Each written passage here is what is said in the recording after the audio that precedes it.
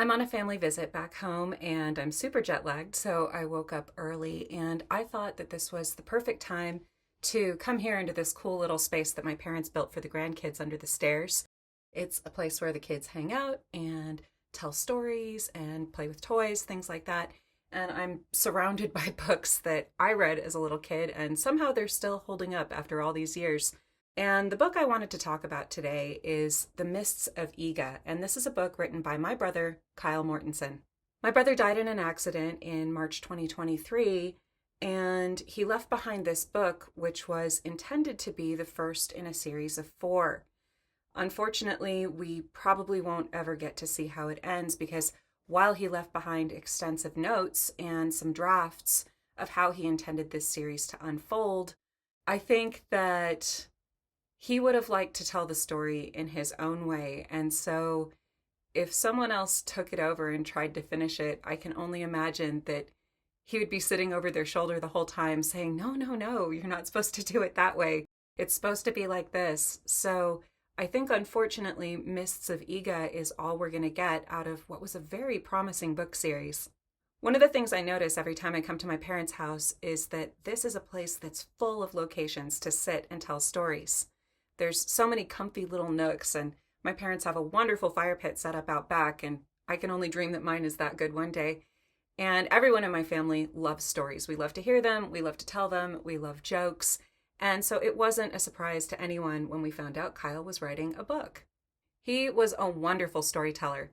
He had a singular mix of wit, sarcasm, abrasiveness, affection, and insight, and all of these things bubbled together, whether he was telling a story or writing one down. He was also really interested in history, and from a very early age, he was extremely interested in ninjas. Like most kids of his generation, he was obsessed with the TV show Teenage Mutant Ninja Turtles. Raphael was his favorite.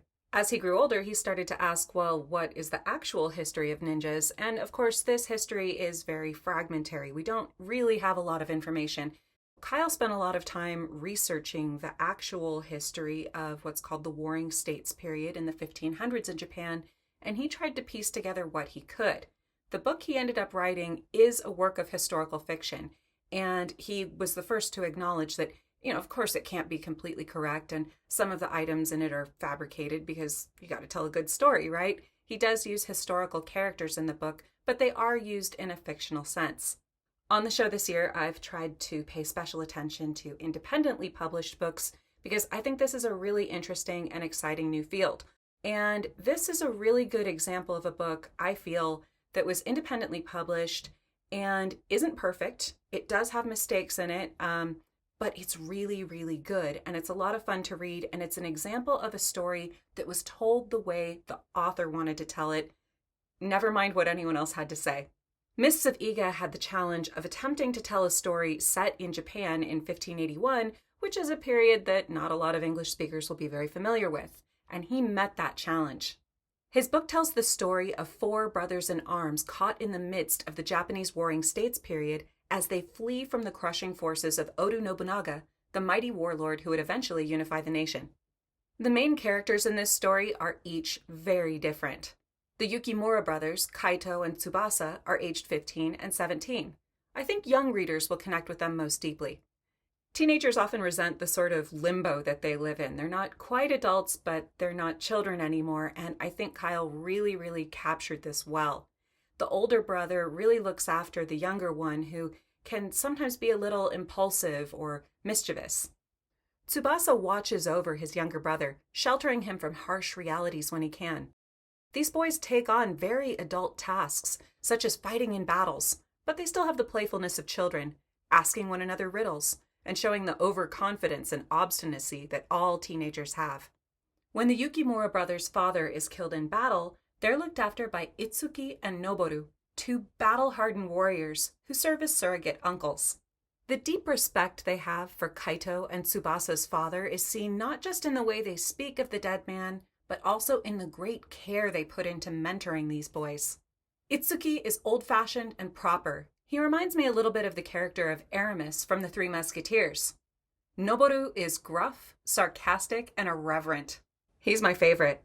He talks with his mouth full, dismisses superstition with contempt, refuses to take guff from mouthy teenagers, and is completely lovable because underneath the occasionally gruff and prickly exterior is a kind and loyal heart. The relationships in this book are exactly the sort of thing that young people should be reading about. The world's gone completely wrong. Villages are being burned to the ground and entire societies are being uprooted. Yet there's these deep, abiding relationships that bind people together and get them through the tough times.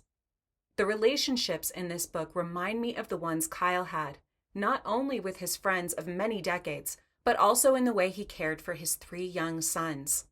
These are the kind of healthy masculine relationships that turn boys into good men, so I especially think that teenage boys would really benefit from reading this story. Now, it might be easy for you to say that I'm only promoting this book because he was my brother, and that's 10% true, but I honestly just think this is a really fun read. It's got capably written action scenes, the pacing is excellent, and while 1 or 2 people have said, oh, wouldn't it be great if it could be turned into a movie, I actually think it would make a really fun video game. Miss Saviga is a natural fit for this genre, what with all the ninjas crawling up walls, stealth missions, and a bit of humor mixed in with all the action. You will find errors in this book because it's self-published, but I've really come to believe that these kinds of mistakes don't matter in an otherwise good and exciting story. He was prone to run-on sentences, and he was pretty indifferent as to how you're meant to use commas, semicolons, and colons. He just sort of used them all interchangeably, but these just kind of manifest more as quirks of his personality and writing style as opposed to what I'd call mistakes. The story's still fun and good to read, and I'd like to encourage people to kind of look past these sorts of editorial rough edges that won't appear in a more commercial product because this is a true labor of love. Mists of Iga is the product of a lifetime of passion about ninjas and the history of ninjas, and so these mistakes just really don't matter at the end of the day. The only regret I really have is that this story is going to remain unfinished. What will happen to the 4 shinobi in the story? Will they ever interpret the books from the Hall of the 4 Rings?